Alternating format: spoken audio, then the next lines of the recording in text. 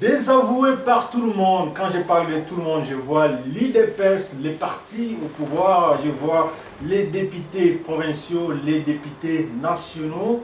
Jean-Marc Kabound se retrouve à l'heure actuelle entre l'enclume et les marteaux. Mesdames et messieurs, bonjour et bienvenue à cette émission dont nous avons une fois de plus le réel plaisir de vous présenter.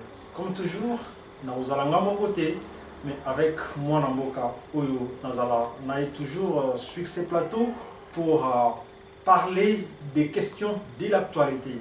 Mais avant toute chose, avant qu'il n'ait côté ça invité Nangaï, je voudrais juste lire certaines informations, quelques informations, Oyo, et Bini, na journaux, une petite revue de presse, l'horizon 2023 RDC, une structure pro-Tshisekedi, inaugure son siège social de Kinshasa.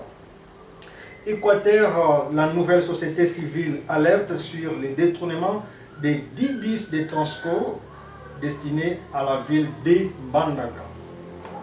Nord Kivu, 5 interpellations et une centaine de munitions de guerre récupérées dans un bouclage à Beni. Kinshasa, Sama Lukonde rend un dernier hommage au général Defao.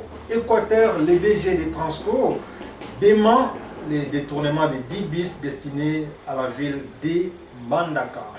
Et enfin, mesdames et messieurs, au Katanga, les députés provinciaux de l'UDPS désavouent au Jean-Marc Kabound pour haute trahison.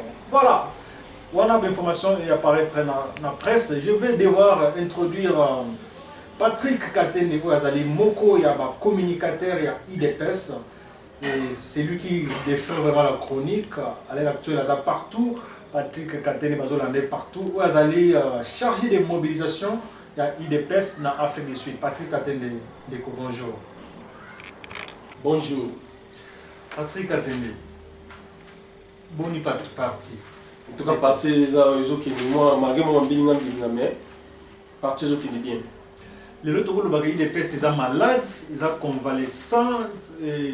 Biki, qu'est-ce qui ne va pas? L'adjectif n'est pas qualifié dans l'IDPS.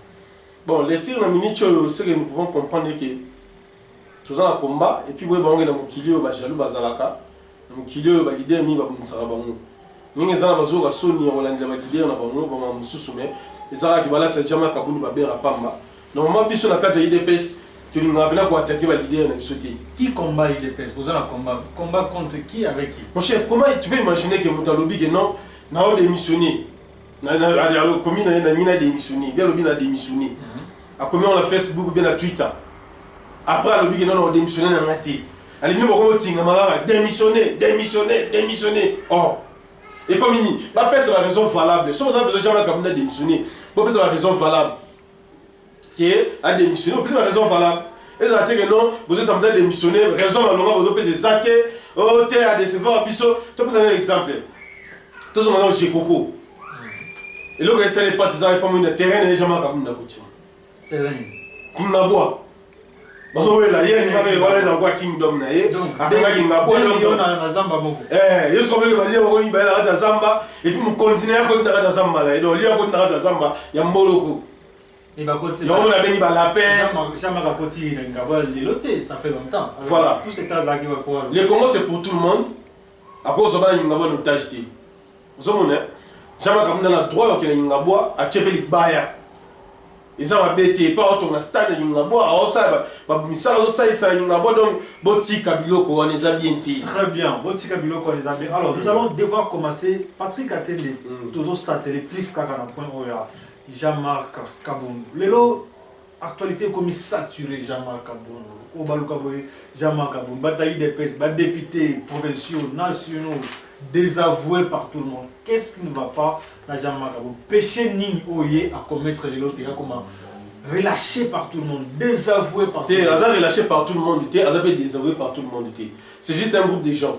Parce que c'est au thème fédéral, nous sommes à Kinshasa.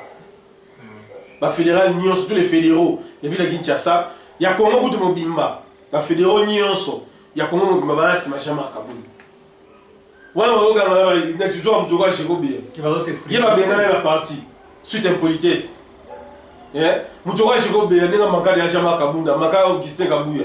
Bah, c'est la partie à Chama Kologuna suite, à cotation de pas ma partie. Donc, c'est normal parce que l'alliance, c'est normal parce que j'ai Coco, le terrain, Jama Kabunda Tcheliba, on a tout stade.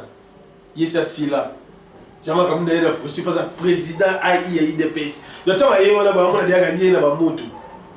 Gagné la moto, la Kandawana, Bagay Sangana, na Jeko Béa, na fils Mukoko, et qui n'a pas moi, c'est les Kirimo, non, ça n'a pas glorieux sur Salani Simbati.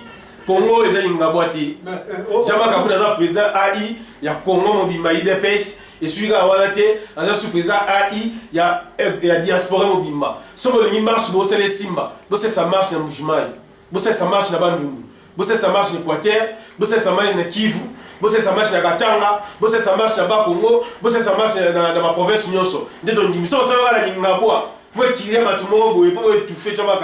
En tout cas, ça ne pèse pas. Ils ont une importance parce que l'examen est.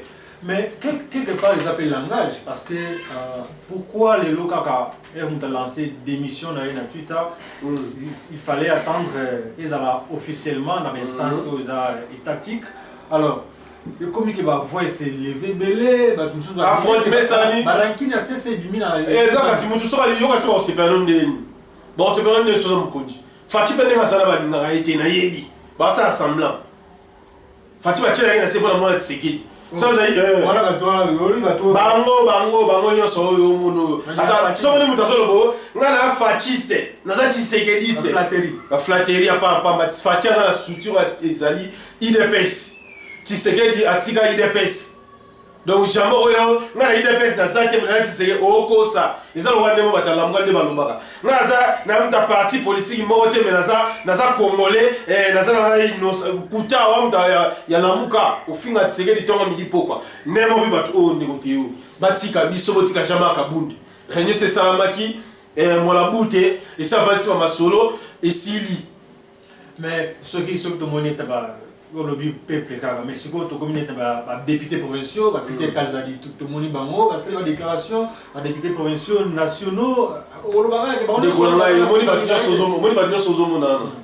après 2023 on va soutenir c'est-à-dire quoi on a soit député ba député sont la bimio nous abimika na simara Kabila va avancer dans ça nous pas député mais après 2023 bah t'es belé au député au parlementaire au monde ça comment ils vont ça parti là imagine un peu il député IDPS bon c'est la campagne de son IDPS comme il député au monde ça parti c'est-à-dire que prends ton nom IDPS toi pour mon corps mais ça va on a fait progrès na parti parce que les députés on a $500 chaque fin du mois bâti dans la partie pour parti et progresser souvent on avait secrétaire général président puis il y a parti on était président aïe on a jamais kabon soit c'est l'autre on dit que il y a le mot fuité ça opportunité pour avoir des boss pour bango souci na moza rani batali musika batali pemedi batali musika bamoda AI ninga zawana ya jama comme ninga zawana déjà président ya parti AI ya parti donc ce fatia petit deux mandats jo le roi za président le roi déjà neto yo ka nete ba ro étouffé biso a roleka avant comme président ya IDPS a Tcheliba en 2028 ba betele la machine pas ba étouffé pour la bon la jama comme le roi dans la province complexe voilà il no ba mo le roi mtumoko boye ayeroya or IDPS ya Congo mobimba. C'est que les gens ne comprennent pas. Maintenant, ce que ça va aller, c'est mon air. Vous savez, marche, beaucoup de gens jamais à Kaboun, il y a Jekoko, affrontement, ça y est, la police, ça y est, mais ça c'est bêti, la timogène. Petit communicateur, il y a eu des personnes tabassé à mort. Emmanuel Chibango, par la force, il y a progrès à Jekoko, il y a un marche. Est-ce que les autres, ils ne sont pas profiter car on a sima tweet ou le moni, bah, Koutanagi n'a indi na Sosimax, bon, bah, j'ai bilé, bah, attaqué. Ba comportement la minga barbarie wana to ligne ngote na IDPS so mo ke simba te na IDPS bima oza libre ko s'imposer te ko rester bino de diriger parti na ba sale comportement non wana simba te parce que attention to jamais kabuni et logo horizon ngara alors pour tout fango jamais kabuni na longo souté otika la wana bo sala ba marche bo sala ba tibino bo lemba sonye ko sala bino et puis esili botika biloko oyo to na pour ça te et si réunion déjà va fédéral ba salaki et puis on monde rotéo je ne comprends pas ba fédéral bien sont invité la secrétaire général à parti si on va que ça marche dans l'occasion de quoi ba louer ba fanfare ba ça on les a intimidation bon ça la marche banda bometi bolevi masino kotiti nsele bolemba bolembi jama ramna olongwa te botika ba sale comportement bon banomaki na balabala te banomaki na IDPS ntachaki ezaki fachi botika ya zala wana congrès mbole kosala mandete kopesa opinion na biso oyo eza ba sale comportement zo mutu lokwa Jérôme babengana na parti akota ata na siège à parti te akekanga mala na Jekoko ozomona na Jekoko mulumba bakesangala po bacréer eloko moko boye po bapaniquer IDPS bapaniquer bamobilisateur bamobeta bamobilisateur donc vous voulez vous imposer par force mais bamobiliser bamobiliser baosobiso tote mobiliser na ntango moshe babiloko nyonso baso balekisa IDPS etambola bongo te attention na déjà makabunda odémissionné te moi je peux repartir ça polo bisiki ceux les gens makabunda démissionné président oyo akoya bakotia wana bala ntango basala sous marche na mbinza sous basala marche na kitambo magasin basala marche bakofilme batia na réseaux sociaux donc comme aka balongo donc buzoba tolingi biloko wana te parti naso toza besoin ya structurer to respecter barègle ya parti soki oza na baproblème zela bakobenga yo bokoya tovanda tokosolola boza koexpose parti boyembela président IDPS bambongo bazwi na FCC bana besoin bapanza IDPS bokoka te bango bato base bamarche bakomi loko boopposant na kati ya IDPS vous vous opposez à vous-même et vous perdez votre temps botika biloko wana biso na IDPS batangisa biso bongo te soki oyokaka bien te IDPS ya monde bayanki te ke okuta na mobilisateur ya IDPS oattake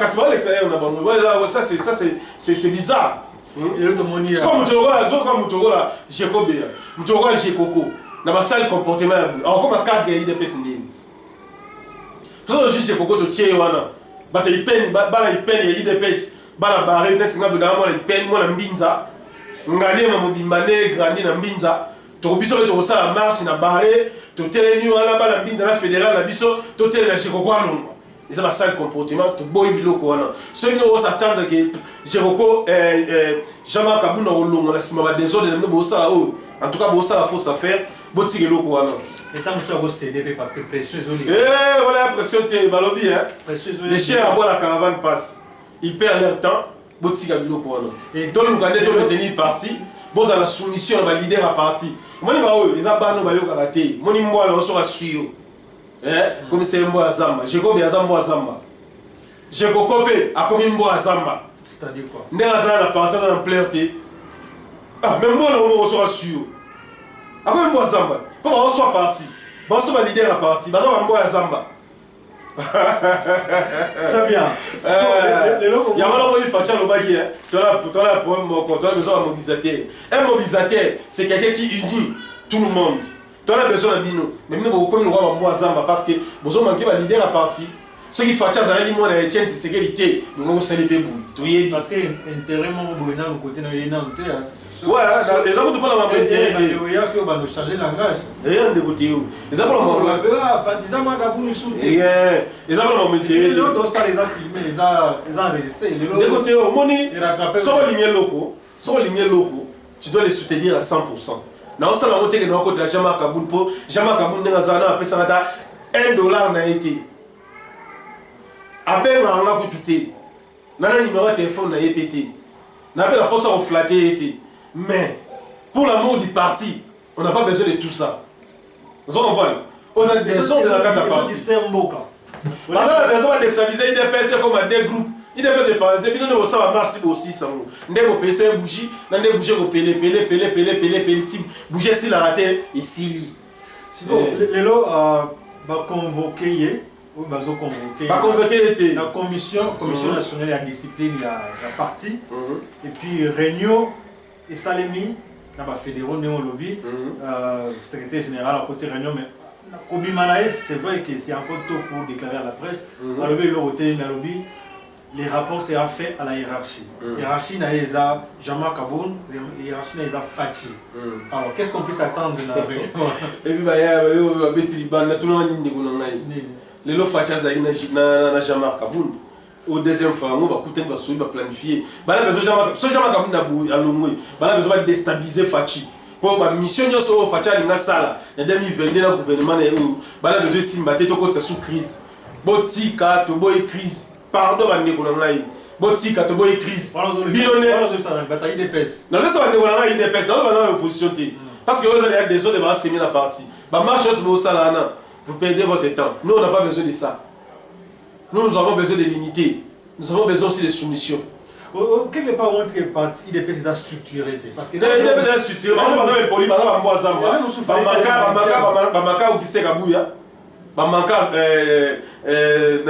Jean-Marc Aboun, Benga Bango, na parti, na Jérôme à côté de la partie, na siège IDPCT. Fils Mouko, Benga suite un policier, il y a un politesse à côté de la siège IDPCT. Mon cher, mon avis, il faut que qui dit ça. Mon condamnement, on me casse à la rater. Voilà, faut que vous mon condamnement, on me dit soit le chef, à tous les plus âgés qu'il y ait, à tous les plus anciens qu'il y ait, l'ingé, soutenir yé, n'est la soutenir à Didier Di Kamba. Vous savez, n'est la soutenir à fédéral Nangaï, n'est la soutenir Didier Di Kamba, le fédéral Afrique australe Mobimba. Parce que Batebelie va y éviter n'importe quoi. Didier Di Kamba, Zali fédéral et Afrique australe Mobimba. La soutenir la Gaïe avec sans intérêt. Vous savez, la bien la bien sûr que non. Proclamé ou. Oh, Azali fédéral, au bâti la mission, secrétaire général, la mission à Tchaïwana, Azawana. Confirmé. Très bien. Siko, Lelo, tout le monde a opportunité et puis ça misco battu belé. C'est n'importe qui parle de n'importe quoi sur la toile pour la situation où il y a Jean-Marc Aboun, le comité président. Ils ont affecté le président parce que si ils ont affecté Jean-Marc Aboun directement, ils ont affecté le président. Et puis ils ont affecté le président, ils ont affecté Mo. Alors Lelo, au monde a battu belé, il y a aussi la déclaration, comment on a Mike Moukebaï, ceux que Mike Moukebaï va poser des questions, nous aurons une déclaration dans l'émission de la conférence, tout entre Joseph Kabila et Fachi, nous avons la compétence de diriger Mok. Mon cher, ça va donner la chance. Et ça va nous donner il y a IDPS. Mike Moukebaï a le rôle de l'ICAP pour tirer la Liboussou. Oh, Azomi Mona. Il y a un peu de balai, mais ça y est. Patrick Zela. Alors, on dit qu'on va tirer qui t'a la Liboso. Ah, elle a ici. Docteur Atali, à Mimoni, à Seki, qui t'a les Seki. Oh, boy, à ce maté, Nassa Anini, au moment où on va bisotem de Bengala, la l'union sacrée. Il y a un étouffement, esprit saint, quand c'est l'union sacrée, et tout fait, Fatih Bertrand dirigé, bateau à Noé, Mike Mukeba, étouffement, on a eu un sauta. Ensemble d'ensemble, à sauter, mais l'idée en Natikali. L'idée en Natikali. Tant que l'idée en Maï, avant de tepa la rata Maï, nous avons fait le logo en salaté, afin que Francis Kalom Mabé, afin que Fatih Mabé, avant que ça le voit à soutenir Joseph Kabila. Fatih est plus intelligent que comparable à mon goût. Fatih a mon poteau et tongo, Fatih a maïele, Babi c'est Koti. Bien vieux Kiti, Chico Fele, Tozolia, Yonde Ozon a sous député. Bissonne de la fiti député. Zon voit. Alors il a un minimum de compétences. Ah, Tika il perd son temps. Minimum par rapport à quoi? Parce que Bissonne de Tozabou, Kabila Sali 18 ans, n'a pouvoir guerre à Est pour commenter. Mais les lobbies de l'autre coincé rebelle. Et colonel Mati. DJ Mati. Kabila Mati. Donc moi il faut que je savoir. Attends il campe Balaxier. Balaxier nini kitarata. Moi kitarata là bataille roboé. Ah boulé ozaïe, tout le monde va y. Pouvoir partir. Aux honorables.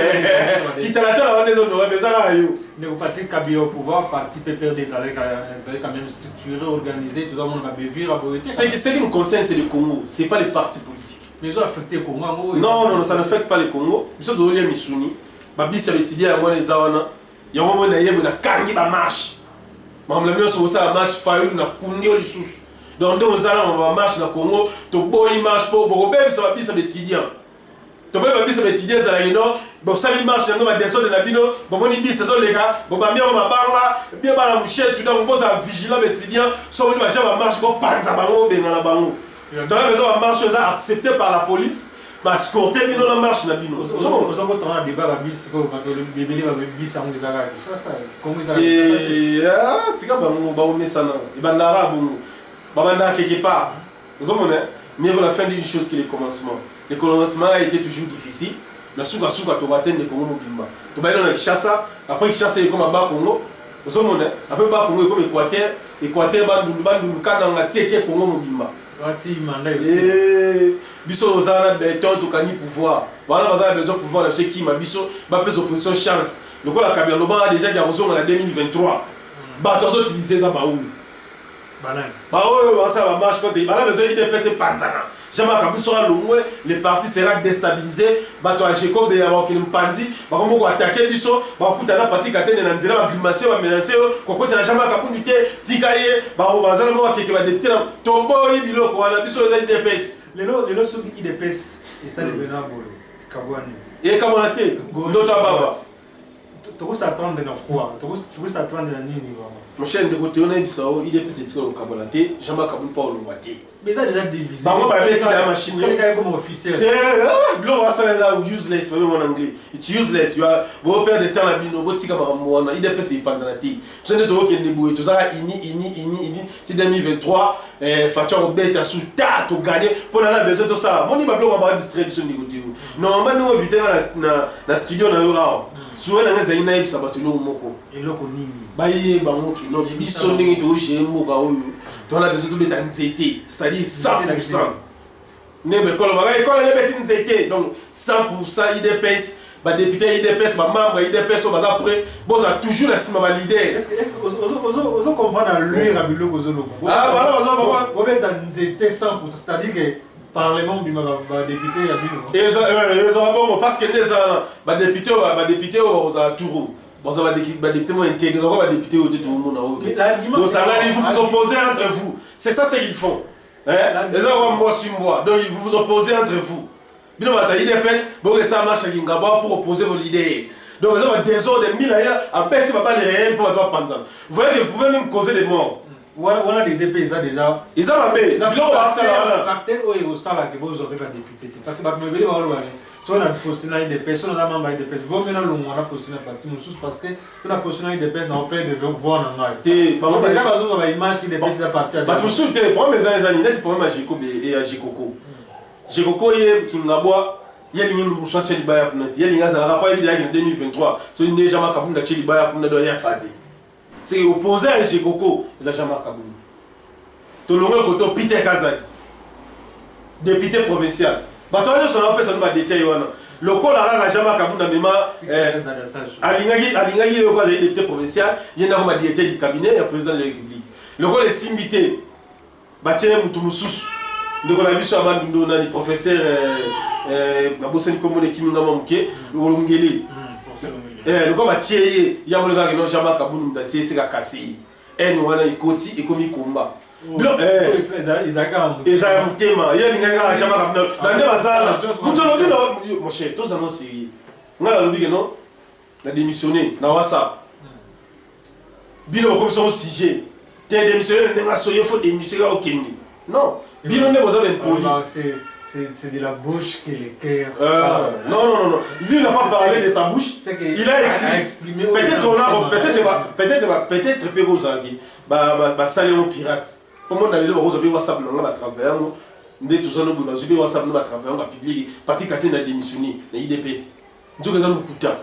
Biso la cadre de la mobilisation. Batunyo sur la Narajeko Béa. Batunyo sur la Narafis Mukoko. Boya la base.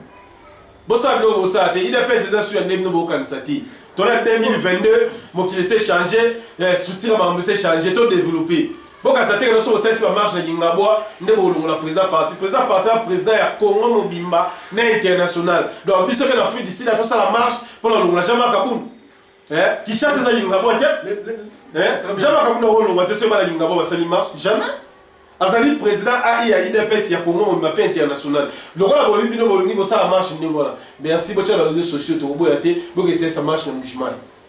Donc, ça marche dans le que ça marche na Katanga, que ça marche na Est, que ça marche na Pema. Donc, quand on a une grande partie, 90% est parti. Balingi Jean-Marc Aboun, ba fédéral nyonso, ba fédéraux nyonso, ya Congo mobimba international, tina Afrique d'ici, nyonso tona sima Jean-Marc Aboun. Donc on a déjà que bilo bo sala na, ezala wa mwa su mwa na zolo ba ginondo mwa mo asu bo ba mwa zamba, bo bebi si, bo se ba bolimbi si, et pas ba leader.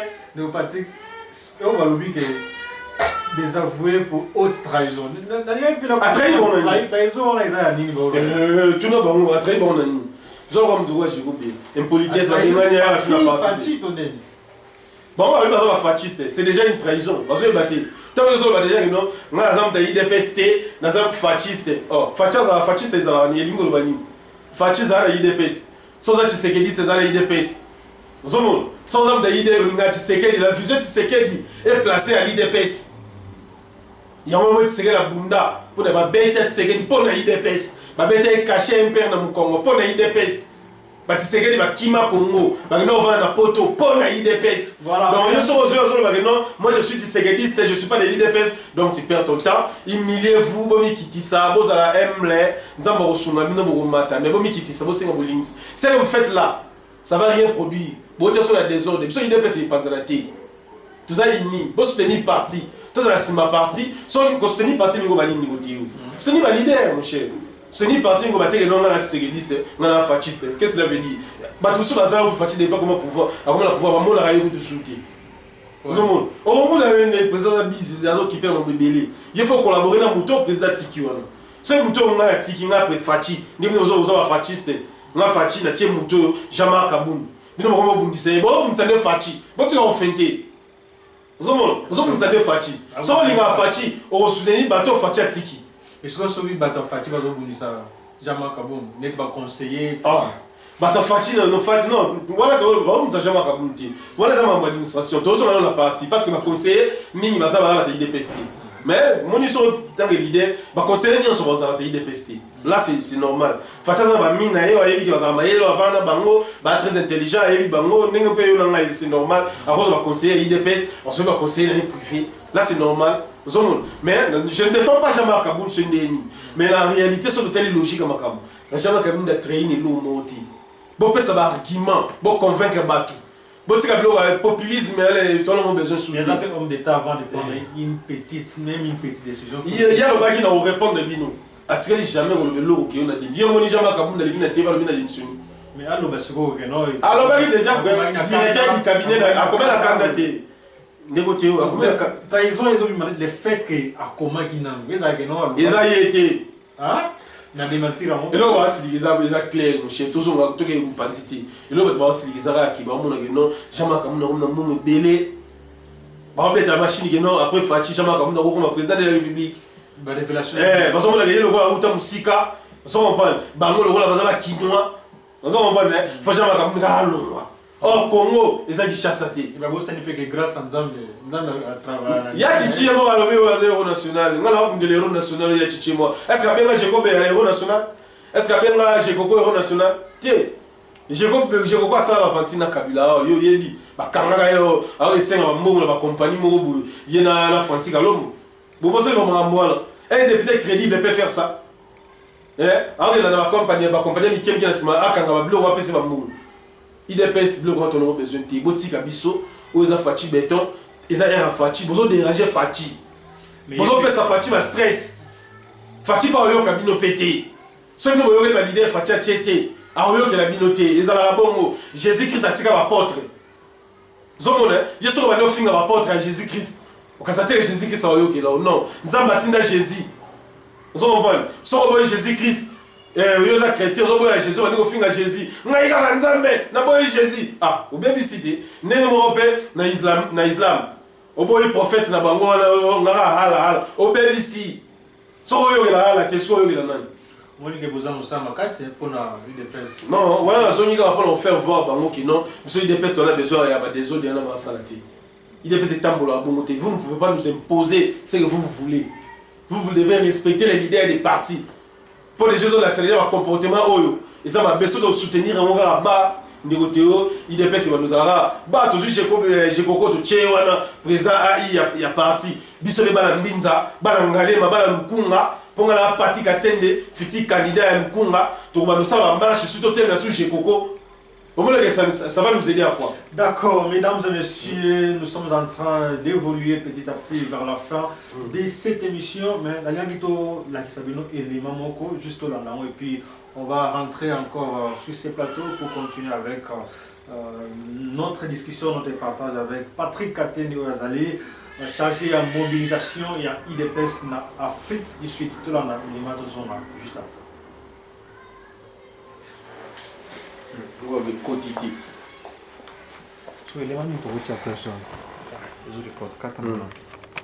Les gens doivent donner un peu de temps pour voir la fin, l'aboutissement de tous les travaux que nous avons amorcés sous le leadership du président de la République.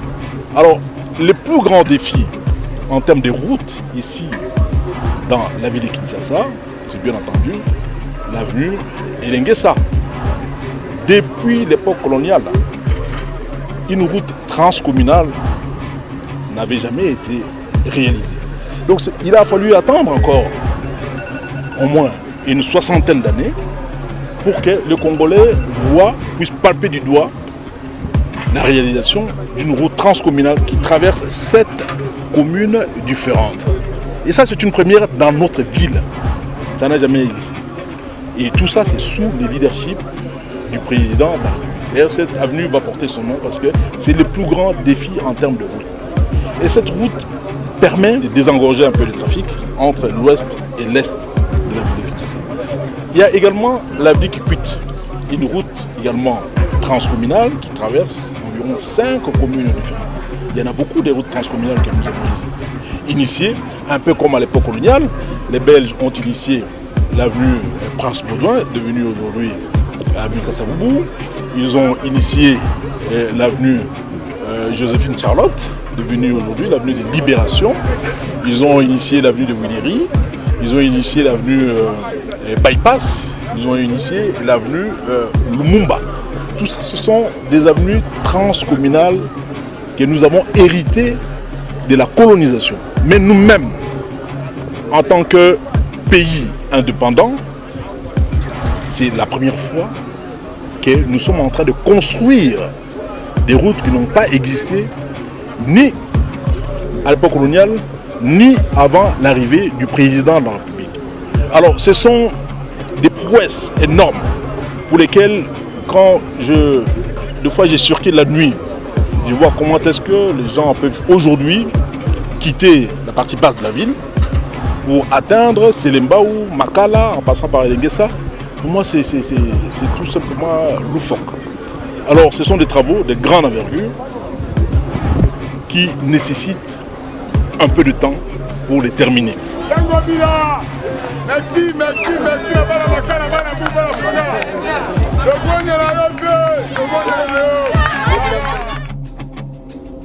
Voilà, merci de retour sur ces plateaux. Je salue Papi Arthur qui est Papi Cousin. Je salue le docteur Yannick Kouloula, docteur Alain Tsaman, docteur Junior Lopemba. Vous tous qui nous suivez, Neko Patrick Capitaine Moni Toulandi élément ensemble nayo. Fatia Salate. Kinshasa, ça va pas, mais l'autre monde quand même, moi, Misale de Salima, Kinshasa, Kin Centro, Misale de Salima. Yo, appréciation à par rapport à l'élément. Te, moni, Nikotio, et ça, là, on a des fois pour ça au CK. Mais, avant de continuer le débat, on a expliqué tout bien, tous on a la base. On a appelé ça une base, nous va soutenir Bisso sur le plan moral. Président Adolphe, à Johannesburg. Merci Mokonzi pour la morale, pour le conseil. Et puis, le président de Didier Kamba, Mitterrand Kande, voilà la base de Johannesburg, on va contrôler ma solo. Douceur, père double. Père double, douceur toujours. Donc, papa m'a pas ça. Merci pour le conseil, ma motivation. Et puis, président Guilhem Bantou. Président Guilhem Bantou, donc, na Congo aza na Kinshasa ndeko ngai bazwa batu bazo benga biso bazo motiver biso mon cher omoni misala au président de la République au sala au bout de Kinshasa bon monde na omoni te oza janvier te botumbola biso IDPS attention nous okasi que non ce vous déranger biso au sens ba désolé la radio IDPS pour profiter wana pour décourager ba projet président de la République et aussi baté tozo tonga banzela to tonga zandu ndeko te ona rappelé au sous zandu zoya plus de 100 toilettes ba banque nyo sur la carte donc on est là sous zandu te comme mall to kende ina ne ba au monde na bango tumboli IDPS tumboli fachi béton donc ndenge zala biso oganga bosa ba marche lukuta biso koto tonga banzela bino botala bolandi na biso bino omona ba projet ça et puis ndeko to sukité dans le système à métro to ngo to ngaso métro ba TGV on les a pour na monaki ba opposition ça projet mukolo fachi ila ki biso bilo olia balobi te na Sénégal basali ba Nigeria Sénégal ba comme na métro Afrique du Sud métro biso ba biso mbisi bozo sko métro bala kini bala Congo mobimba métro ba dolonga Kinshasa ti Goma il est plus au pouvoir na ndenga vitesse celui qui chasse de bête en avion 2 heures du temps na métro vous attend 3 heures du temps voilà machine c'est bien bon de le dire mais et ça on a déjà premier souhait ba na gare centrale ti aéroport donc TGV T à grande vitesse bon tu on a bateau va distraire bateau bon pèse sa confiance na nous na IDPS bon pèse sa confiance c'est pas fachi osomona ça on a dit bateau ko bebisa bana ngabo abo kipe bango te baza mbuya ba lu ko intérêt na bango osomona ba lu ko intérêt na bango kipe bango te très bien et ça mon vidéo mo na landi il y a un type je pense que vraiment il faut faut répondre et puis je pense qu'on répondre comment ils a Alain Bolodja Alain Bolodja a dit que ceux qui yo congolais olali olotinoto au monique na noto na fachi as président de la République au délai à 2023 il faut là il faut la muka il peut pas mettre la noto no ba les amis ou mabe il y a le moni président qui les banque a eu ça souvent le Patrick Atene de batona olanda bangote Zomon, Alain Bolodja aza ndakala. Obi tumba babale, moni biso apati katende boto ba reki na kata mai. Yaza ndakala donc azoluka mu pepe. Avec tout ça stade makela pamba wa Charles Air. Biso do tonga to na classe au fele, to kiti bi avion. Zolo na ngande yo de courant la gagner hier, malembe. Guerre na est Kalabing to déclencher la fin de la guerre. Donc des ans mo pati katene no la ba champagne, to fêter, to sama mutu to nduma. Bino Olex ba air pour matière d'intoxication, matière diabolique. Au bozala ngwana bokanza ngaju na lot na lala na lota passer abni président de la République. Na lala te na lamuka fête na bisa yo ke non. Donc inda to kuta na ba congolais musu libanda tina poto mokimoni Kinshasa mokile ningana. Alors en 2028 t'as publié sous Fachi sous que en 2023 il a gagné en 2023 il a gagné les sous l'élection donc to komela ba champagne to ko fêter Congo ningana pour avant en 2023 bozo nde to na janvier non et bolo ja ça de côté ala bolo mate wala mbisi wakana sama ite ndakala 500 wala kuta ndakala te bon ndakala yeza 500 ndakala nikie wana o bateka wala sako mi wana ndeye donc il ne pèse pas azele logo morote na azalata stade municipal mota ko toni ça donc il ne pèse pas mais na parti katende avec l'idée pèse to ton stade de martyr voilà la différence alors leadership baba ka ça pas la leadership il faut avoir nos fins à Tshisekedi pour le voir bakanga to kango pété au gamu limba national so la lo Tshisekedi président de la République kumi sanzambe la muka bando prier banda suko kumi sanzambe ba gloire à Dieu merci Seigneur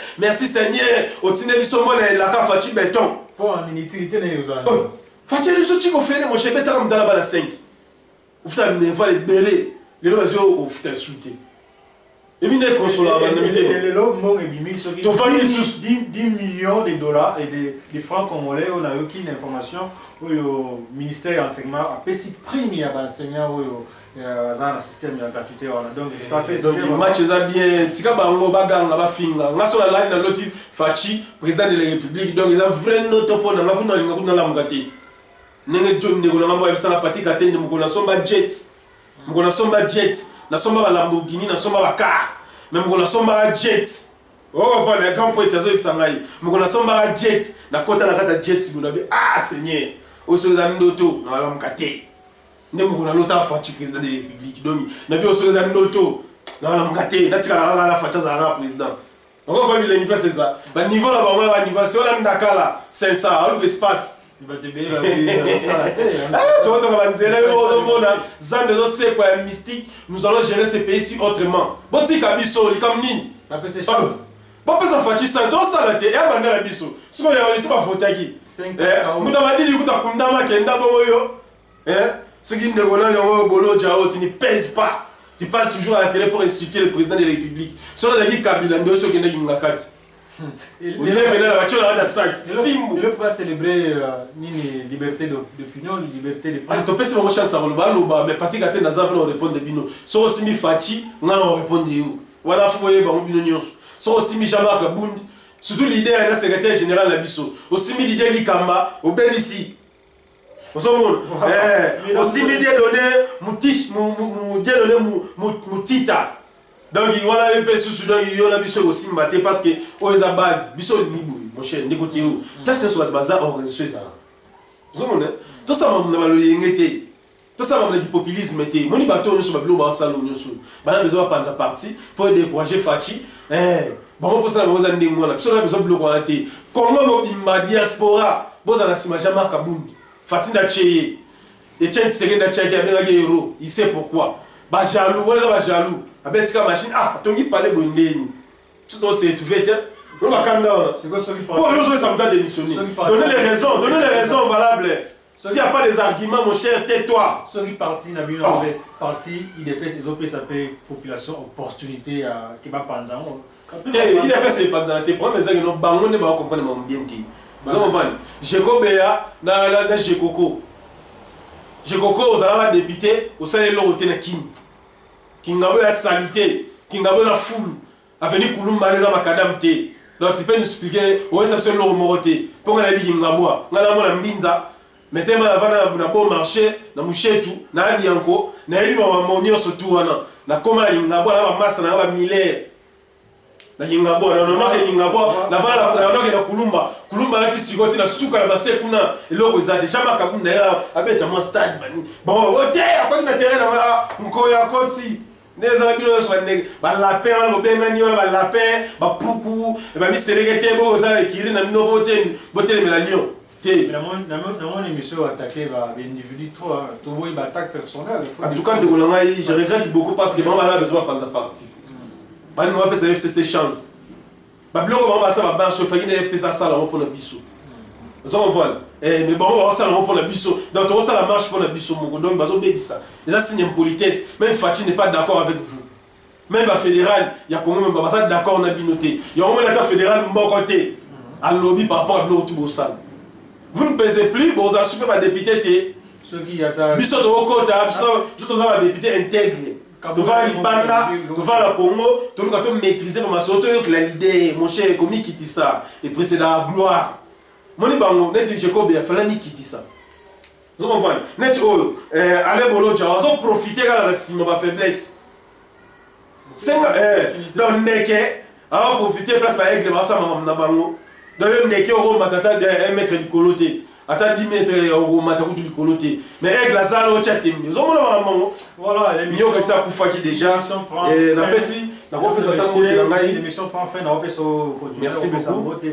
Merci beaucoup. Une seule chose, vous abonnez massivement. Nous avons des chaînes où ils allaient Top Scoop TV dans 520 Giga TV. Alors, abonnez-vous massivement, partagez les liens, partagez la vidéo de telle sorte que abonné, abonnement et matin. Alors Patrick, quand nous a chargé à mobilisation, juste un message dans la caméra, na bana IDPS, vraiment, c'est un message où il y a construction parce que tu as vu ça que partie est construite et vraiment organisée. Merci beaucoup. Avant la paix, ça message wana, il n'a pas son nom continent Mbote, président Quentin, président jeunesse, il y a IDPS Afrique du Sud, ça toujours na sentir, il y a Didier Dikamba. Donc, négocier le Mouchita, personne ne peut se gozali, biso IDPS nous a toujours unis. Nous avons Kenzo, à mon caisse, base toujours. Alors, ça va. Tout ça, il n'y a pas de pressé, il y a douce vitesse. Donc, il va dire Kabiso, jamais comme démissionner sous thé, attends, régner salami partout, alors démissionner, soit démissionner, il faut oser la structure, il y a parti, la statut à partir, il y a salama. Bon, on a bloqué, on va voir ça, on va les réseaux sociaux et intimider le monde tout est. On a parti quand on est face à nous. Botika biso va na calme, botika jamais à kabund. À ça là. Ce qui y a un reproche, bon, ça les reproches. Et puis, attention, il y a un comité de discipline. Quand c'était bon, il y a un moment où non, on peut essayer warning. On a un warning. Avertissement.